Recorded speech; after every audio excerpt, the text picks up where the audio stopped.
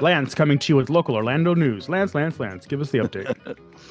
Yeah, so today is actually when we're recording this is the last day of Hammer Lamb, one of our local establishments that's unfortunately closing its doors today, which is kind of sad. I'm gonna try to go out there and catch a couple drinks so I can support it. But You can say hi to Keith for me. yeah, hopefully Keith's not mad at me because I missed his birthday. Oh God, here we go. Yeah, We don't and need that much local news. Keith had a big party at the Abbey, and Lance was too good to go. No, I couldn't find a parking space. I couldn't get there. You drove down there and you couldn't find a parking space? Yeah, no, it was fucking ridiculous. You're ridiculous. This is why Aid tells you to Uber all the time, and you never Oh my listen to her, God. and it causes a big old uproar. But this is the last Monday of the month, and as I mentioned earlier, this is our Slumber Party Massacre Monday, and it's basically where I just made that up right now because of my background.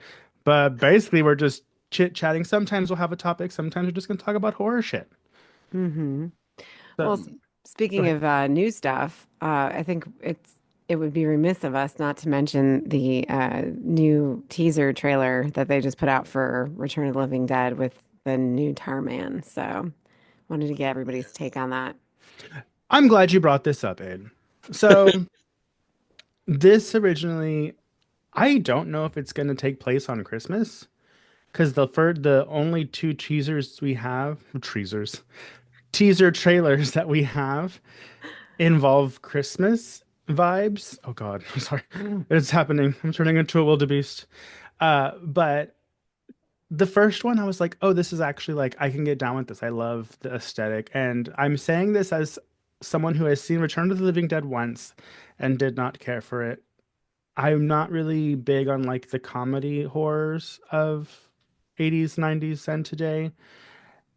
And then I saw the second uh teaser with the Tar Man, and I was like, yo, this is scary.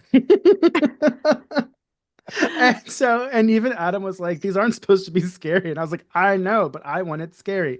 And so I am gonna make it a point this week to rewatch Return of the Living Dead because I do owe it a rewatch because everybody's, flicking their bing to this movie and just want to get more context of what people are coming from when they are watching the trailer. But I just those trailers really just did me in dirty in a good way. Yeah, And I'm excited, but at the same time, I'm hesitant just because I actually am a really ginormous fan of that movie. Like, I personally think it's one of the best zombie movies in the sense of that era and that feel.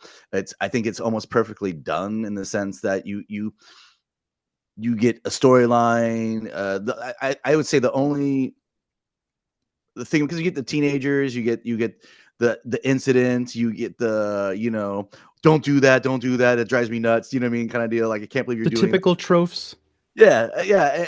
I mean, but at the time, that would be the beginning stages of those things because they're the epicenter of those things. But if I had to give any down thing to that movie, it'd be them kind of running. So there's that thing about zombies. It's either you're infected or you're an actual zombie, because the idea of being infected means you still have your muscle mass, so that it would make sense you're able to run faster and you haven't decayed enough. Where a zombie has been decaying for so long that there's no way you'd be able to run that fast because you have no muscle mass to really do that because of your bones and rotten meat, basically. And it makes sense why you're dragging your feet or making the movements that most zombies make. That would be my only display, because there's a spot in that movie where people get attacked and they kind of get attacked kind of fast. And so, without ruining it for Mikey, because he's going to be rewatching it if he I doesn't. mean, I've seen it, but I don't remember if they ran or walked. Yeah. But let's not forget Land of the Dead, where they used weapons also. Yeah, exactly. But I mean, and then there's always that thing where it's like zombies. Some movies have it where zombies have what is it? Moved up in the Interracial marriage. Oh, evolved. They evolve. You're right, but I mean, at the same time, you're kind of like, well, it depends because there's some movies like we're seeing with this new 28 years later, or months, no years, right? Yeah, years. 28 years, yeah. 28 years later, the zombies are dying. But there's some stories that make it to where the zombies evolve, and there's some stories that make it to where if you just wait it out, the zombies eventually die. So we'll see. But back to the original question, Lance, how do you feel about the teasers? Jeez. Oh my God, I know. Did you were going on a whole He didn't say tangent on anything. the He didn't say movie? anything. I know you stepped away from it. He didn't say Uh, anything. I I'm had sorry. to, Isn't this what this Mondays are for? Is us to just talk and BS? I but thought that that was wasn't the. We still explore. have an hour, Lance. Anyways, my question, I said before, I said I was hesitant, and I'm a fan of the other one. Uh, Mm, so what I was saying is, yeah, like it's interesting, and I do like the way the Tarman looks against the white snow. Like I think visually that's really cool.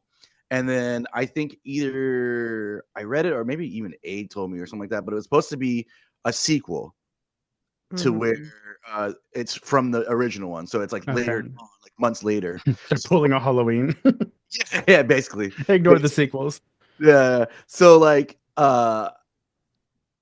you kind of you're hesitant because again, kind of like how Halloween, it's like, are they gonna do it right? Is it gonna come off well? I mean, it's been many years, so obviously CGI is way better. Do they do more uh actual, stuff and like the old one does? They do actual stuff. That sentence alone took you 10 seconds to say. Well, you mentioned that you were excited, hesitant, and something else, and it made me think of the little elephant running in the snow screaming. Oh my god. How would you feel if Return of the Living Dead, this new one, was completely different? It was dark and gritty and scary. That's fine.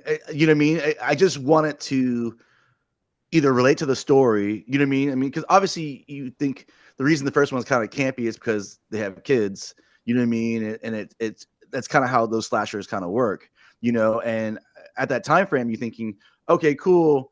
You probably had, Friday the 13th already and a couple of other slasher stuff out at that time frame, and that was kind of how they worked that chemistry with the kids.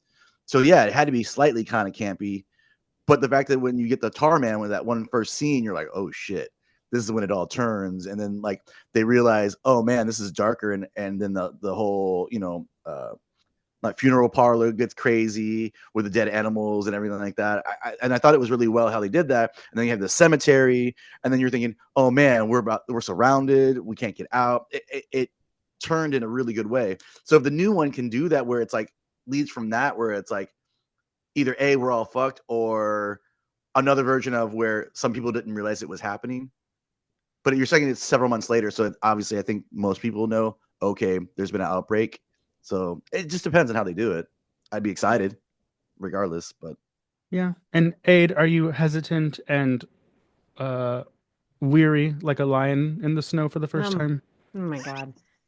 No, I'm not happy. I'm not happy if they Well, were that's no going to surprise. reboot it or remake it because I'm like this movie was perfect. Like there's no reason to remake it. Making it a sequel, I think, makes it better to stomach. If it's darker and grittier, that's fine. But like Lance was saying, even though it took him 20 minutes, it starts off very lighthearted and hokey, and then it does do that, that shift where oh fuck, like this is, we're not playing around anymore. And I think that's what makes that movie so great. And I actually have my Return of the Living Dead pants on right now. Yay. Ooh. I know. So it's a great movie. We did do an episode on it years ago. Jake did it with another podcast. So if you guys want to rewind back to that, because that other guy that was on the show, and I got to find out who it is. I forgot that was guest starring with Jake that day. That guy was fucking insane, but he was so Oh, funny. So they're gonna say hot. I was gonna no, look it up, never mind. well, he might be. I don't know. He seemed like I he'd be your mean, type. with you two, insane still means red flag, which means pretty much good to go. Mm. Not the case because there Both I did the what same thing. shut up, Lance. Um well no, I forgot my train of thought. But if we haven't recorded, I mean if we haven't reviewed it, we should do it again. Maybe 1 month we do zombie months and we'll review it Well, because I want to break it down. yeah, and definitely I want to look at, well, because we did part three as well. Part three is my favorite, obviously, we all know. So because of Yeah. Julie. Oh, you This know is what would be cool? What would be What? cool is if we had a month dedicated to watching the original films of movies that are coming out, of like a sequel or a remake of something that's coming out. So like Return of Hmm. the Living Dead, with the Wolfman already released, but whatever. But things like that. I'm sure there's going to be Hmm. more because Hollywood just can't stop making them. This is like a chain restaurant again. Uh, Exactly. And but you know, I'm and actually really excited for it. I think it looks great. yeah, and I'm not saying that all remakes are bad because I mean, some remakes that are so different, like such a shift, really work. Like, Te Texas Chainsaw Massacre, I always go back to that one. Evil Dead. So, this could be really good. I'm not Yeah. saying it's going to be shit, but we'll see. And actually, I just sent you guys a article from Bloody Disgusting about the director from what the hell? What was it? Okay, let me look. Okay. Oh yeah, the director from Barbarian is actually going to, Hmm. or the creator, yeah, is writing and directing the next uh Resident Evil movie. So that Yeah. was interesting. Mm. That was. It took me a while to realize, like, okay, is it gonna be animated or live action? Because it said like No, we've I had had a the it said we've had a live action and animated, and I was like, okay. And then when the image of the article is animated, so I was like, which yeah. one's it gonna be? I like the animated ones. There's one with the zombie shark, but they're fun. They're not. It's like the video game. I don't take them seriously. Uh, I was not upset with Raccoon City. I don't know why everybody hated it. I actually really liked it. I know your Leon wasn't hot, and so that really Yeah. tipped you off. That's But what bothered. That was the only thing I didn't like about it. Like Leon's yeah, my favorite character and why what? But anyway. yeah. But making something that traditionally, Mila Jovovich and her husband made all the action ones, which the first one was good. Because it was more action, I didn't really have too much interest into it. Um, they were to me they just ended up becoming like silly action films, and Hmm. I understand they have a big following. People like them. They were well made. I didn't care for that. So considering Welcome to Raccoon City, their task was to make it more horror. I felt they did that. And there Mm. was a lot of Easter eggs to the video game. So I just don't understand why people were so mad. Was that the TV series? No. What was the TV No. series they put out? The one I don't know if it was like an It was on aftermath. Netflix, but I don't remember what it was Yeah, called. it wasn't bad. Like I actually liked it, but like it was kind of like a just different I guess section or essence of the series I or heard something they like went that. off the rails. A And little Yeah. yeah. a little Some bit. some people loved it and some people hated it. I haven't watched it. I Yeah, I haven't. think they just probably took risks, which we always encourage, but sometimes those risks don't pay off, which happens. Hmm. I don't know if y'all are nerds like me, but in middle school, I used to read the Resident Evil books, and those were so scary. Nice. I didn't. I only read a couple of those, but like I wasn't fully invested because it's just. It No seems like that. sex. Yeah, no sex. I mean, it's just that franchise goes in so many different directions, and it's like so many people just want it to be like the video game. So many people want it to be, like you said, off the rails of kind of doing something a little new. And it just doesn't seem like anybody has like a particular path for that genre Hmm. and Yeah, style. And it sucks because it's like if if you get one solid version of something from them, then it's easier to kind of like you know pan off from that. You know what I mean? To do different things, kind of like a little bit like how Star Wars tries to do. You know what I mean? Where it has you you have lost the me. yeah, I know. Yeah. You, you, you have the main Luke Skywalker, actual series, and then they pan off to doing other things like the Mandalorian and stuff like that. I don't know why they couldn't do that maybe with Resident Evil, where it's like you have one main story, you do it really well, and then you start to pan off to do other really cool stuff. But I Yeah, don't think it's gonna have that thing happen, or maybe it did, and we just I didn't notice. think I think that's what I think that's what the sorry, uh, the books try to do. Do you have a opinion on an eight, or you just kind of like, whatever? I think it'll be interesting with that writer director being involved with it. So Yeah, hopefully we get to see like, I mean, I don't know because some directors do this, but they usually keep like they like their favorite actors that they use every time, and it'd be really cool to see you Justin know, Longdong, well, yeah, Justin Long again or Bill Skarsgård. Nosferatu. I forgot his name. Nosferatu. Uh, Well, actually, I watched Nosferatu last night. again. Again, I Um, loved it. oh Uh, man, there's like big time fans of that movie already. Like, I felt threatened when I said that I was in the middle of the road with it around them. I was like, meh. Oh my Uh, God. How dare Oh, you? speaking of cool things, like this is almost kind of like very it's a comic book scenario as well. Hellboy, have you guys seen the new Crooked Man? yes. No. No, okay. I just watched it I recently, and said Mikey, yes. I know I said Mikey. Well, you didn't address me. You only addressed Aid, which No, I was like, men are addressed first in this country now. So let's go ahead and. right. You don't have your camouflage on. Oh no. Oh, you missed it. If y'all want to see me look super masculine and straight, watch the comic chop Dread the Halls with Joe. Joe died when I said that. I was like, I look so straight. He's like, Oh my God. It Poor was really, Joe. I don't even want to know what goes on with you three. all I have but to do is watch because we have a time crunch and I hit record and when I'm like, we have 2 minutes left. but Mikey, did you? I found the new Hellboy, especially because it's got a new Hellboy person in the costume. Yeah. It was way darker. Oh Like it's yeah. probably the darkest it's ever been. It was probably closer to horror than at all ever. And I Yeah. was pretty impressed with it. I was actually the scenes were really rad. Yeah, it was really good. So you saw it, so you liked it as well, or? Yeah, I liked it. The and this is the thing that sucks about those IPs, Hellboy, Halloween, anything that has been taken on by a huge director and has a huge following. Or even if like it's a main actor situation, like Freddy Krueger, for example, you're never gonna do an um you're never gonna please the fans, which are many, Mm-mm. if you replace Freddy Krueger or if you replace Guillermo del Toro, like because Yeah. I even like the one that David Harbour was in. That was cool. It was different. It was gory, and I liked all the gore and like all that stuff. But you're never gonna please, yeah, you're never gonna please the Hellboy fans because Guillermo del Toro did it so well for them. And this Crooked Man story is an actual comic story from Hellboy, Yeah. and it's very horror. My only thing is they used a little bit too much CGI, but I get it. They didn't have a lot of money to make an actual snake wrap around people. But I liked it. I thought it was good. Yeah.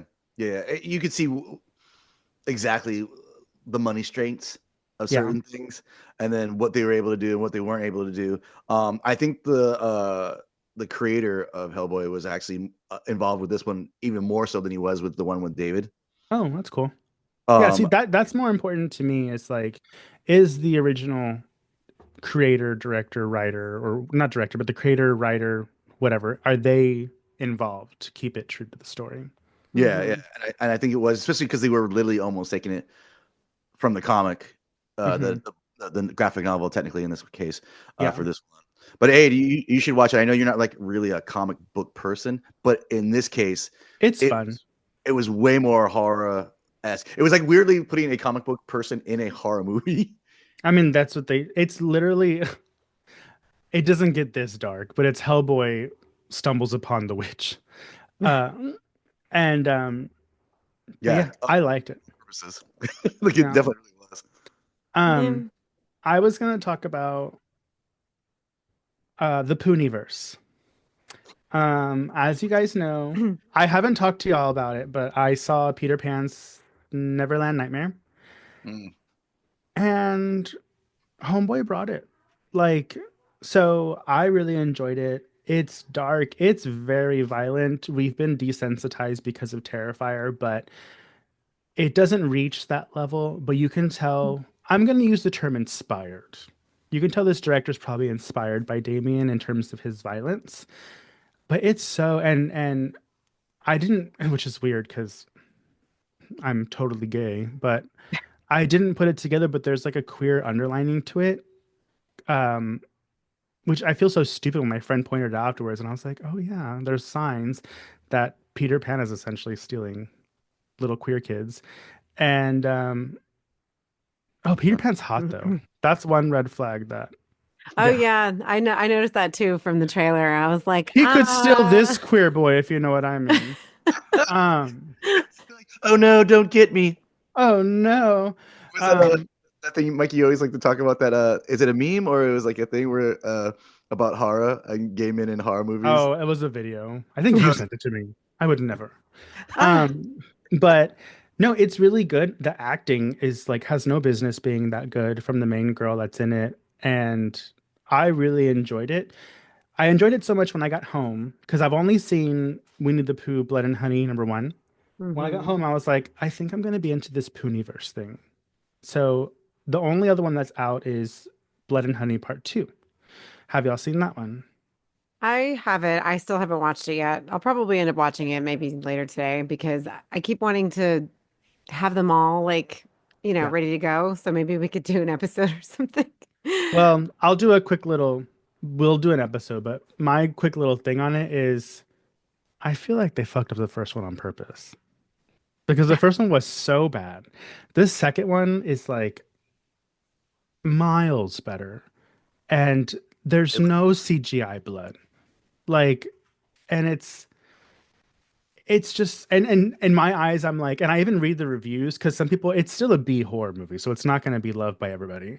And I'm reading the reviews and it's like it's immensely greater than the first one, but it's still stupid. And it's just it's so crazy that I'm like, did they fuck up the first one on purpose? Because in Peter Pan, one of the little boys who's so adorable, he wears a Blood and Honey t-shirt.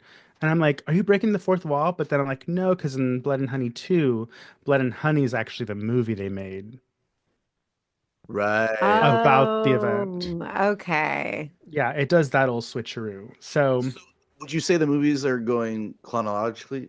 Sorry, I just probably enunciated that wrong, but like you know what I mean, like in a number style way. Like we're like you know what I mean, like certain like because obviously you're saying because we're saying that they're all in the same universe in the Pooh mhm. universe. Why Yeah, did you make that sound like poop? the Pooh universe. Universe. Yeah, I think that I don't think they're doing any time jumping. Okay. That's what I was wondering because I mean, like it's like because you have the shirt and you're saying in the Peter Pan one, which I'm excited. By the way, very jealous that you got to see it already because obviously Orlando sucks and Texas has more of a horror scenario. I don't know that or I missed it here You or probably something. missed it. No, they it was playing at select theaters for like 2 nights. It was only So yeah, 2 nights, 3 days, and then they took it out. So so it wouldn't have been like, yeah, but cut wherever. I went with my gay book club, and it wasn't my idea. So that's when I was like, okay, as long as no one blames me for it, because it's not a horror book club. It's just our LGBT book club here, and so but there's a lot of horror fans, and I was like, cool, let's watch it. So I watched that. Um, and yeah, I'm excited. I'm excited for the Bambi one, but I know that might not be one of the better ones just because it's going to be so CGI. But I just Well, love that Bambi. is Bambi. It's like no one usually fucks around with Bambi because of the mom scene. And you're thinking to yourself, how are you going to do that worse than every Well, little Mm. I kid's think the brain? reason I think the reason why Bambi becomes murderous is because he's out for revenge for who killed his mom. So it makes sense. Right, right. But I mean, how do you Hmm. relive that moment like in live action from the You mom? can't. You Do you, can't did, because there's no childhood innocence. I mean, there's facts. Not in this movie. Mm. That is funny. Yeah. I'm surprised they didn't do the Fox and the Hound or something like that. Oh, that Oh, movie that is would have been so cool. sad. Oh my God. I know. I I'm still crying over that movie, and I used to watch it all the time as a kid. I'm like, why did I watch this movie? Like, I Fox and the can't Hound. watch it now. I Didn't they put make it a sequel on. to that too? Yeah, there's the second one. I put it on and like a couple of days ago I was doing one of the girls' hair because hello, she has lice again. And so I What kind know. of school are you sending these kids to? I don't think it's the school. I think it's the gym daycare because in school they don't let you really like horseplay. And every time I go pick up the kids from the daycare, there's always these sisters that my kids are always rolling around with. So I think, yeah. So uh, Ew. I Shots was, fired. I know, but luckily Araceli's hair isn't lice friendly because she's mixed, so she's not getting any of it. But Olivia with her long, thick hair. But anyways, I turned it on, and after like 10 minutes, I was like, I don't want to watch this. It's like, it's No, a I know. great movie, but I don't want to go through this again. It is so traumatic. I go, no wonder I have so many problems as an adult. This is the shit that we were watching when we were kids. Yeah. God.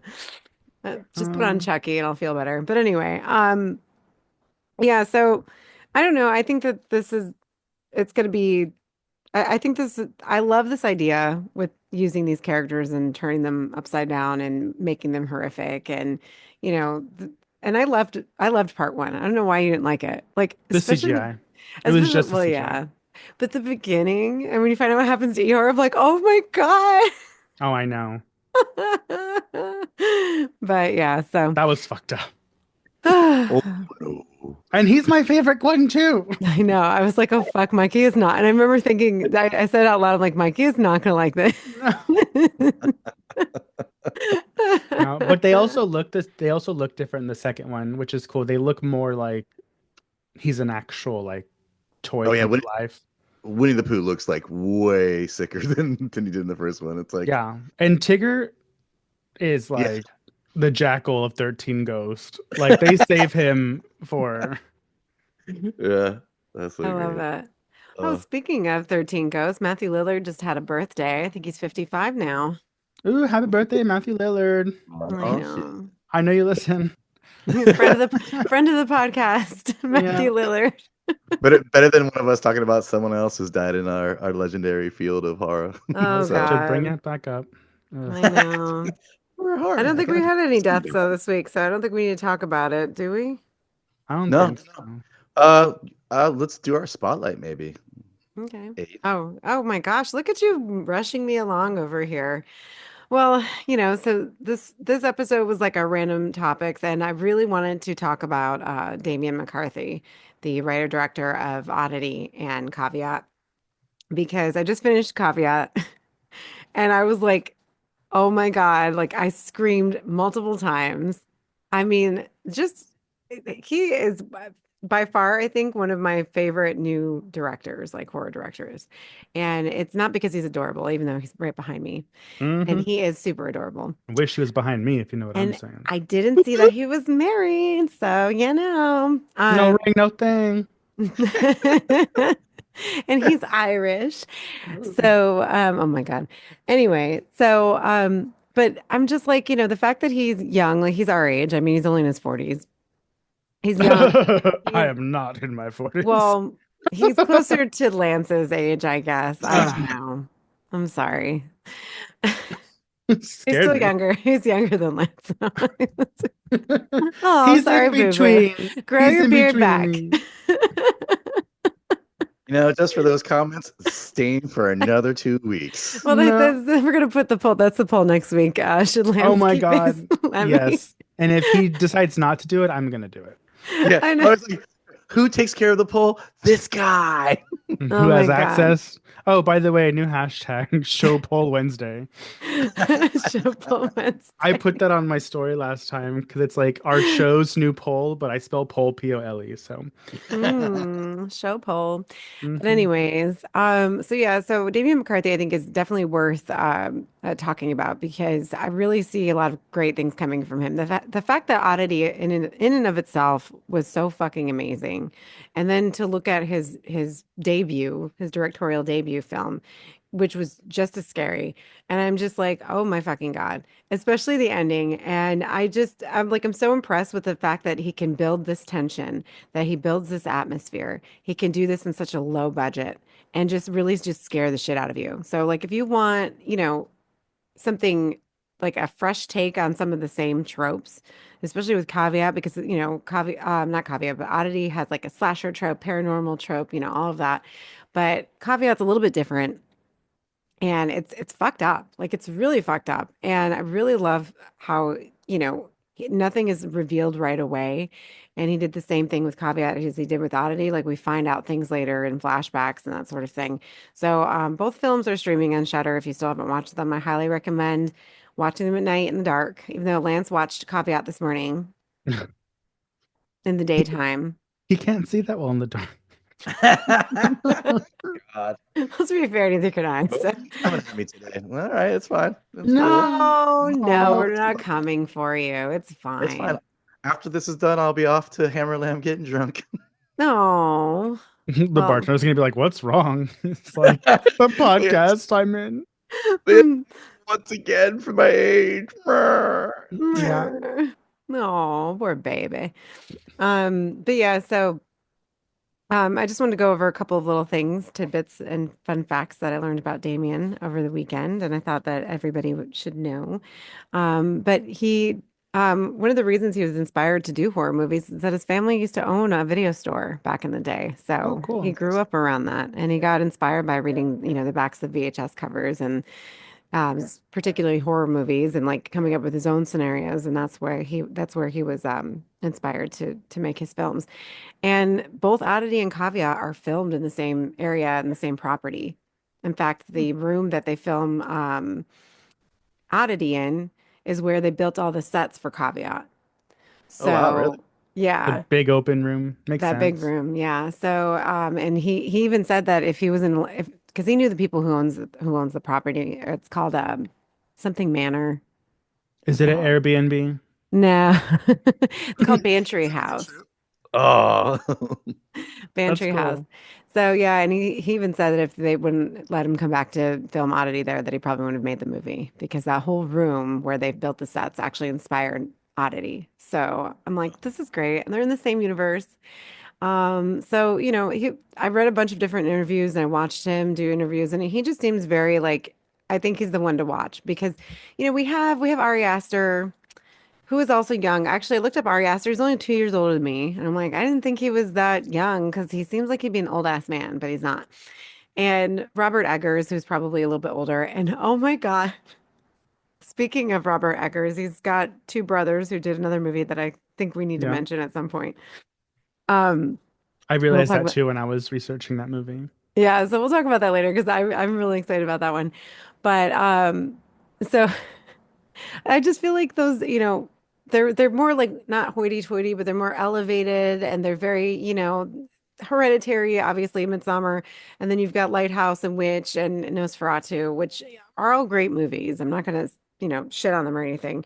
But if you just want a good old-fashioned, good fucking horror movie. Like I really think that Damien's the one to watch, and and obviously then you have Damien Leone, of Terrifier, Opposite side of the spectrum. complete opposite. And he's Both brand valid. new. Yeah. And he's brand new, obviously, on the scene, but he's got a completely different, lens, right, that he works with. And gore is pretty much, front and Yeah. center for his films. And, he has great, he does great films too. But if you just want something that's just going to scare you, that's legitimately creepy and not pretentious and not overly done and, has a great twist. Like, I mean, what a brilliant writer this man is. And so, Damien, if you hear this, just know I love you. Thank you for everything that Me you've given too. us so It was far. my idea to review your movies. Yeah.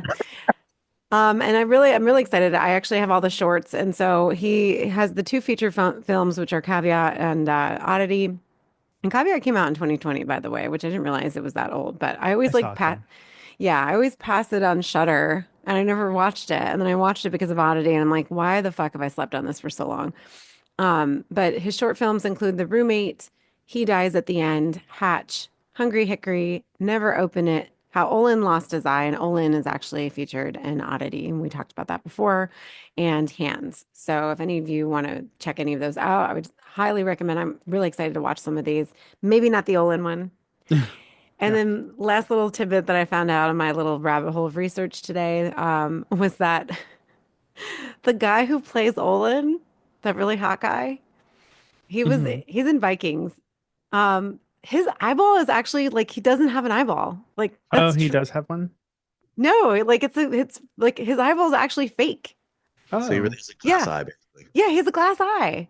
Oh. Well, He lost that's it in an saved on accident. practical effects. I know, because like I was He lost it in an accident on a movie called Olin Lost His Eye.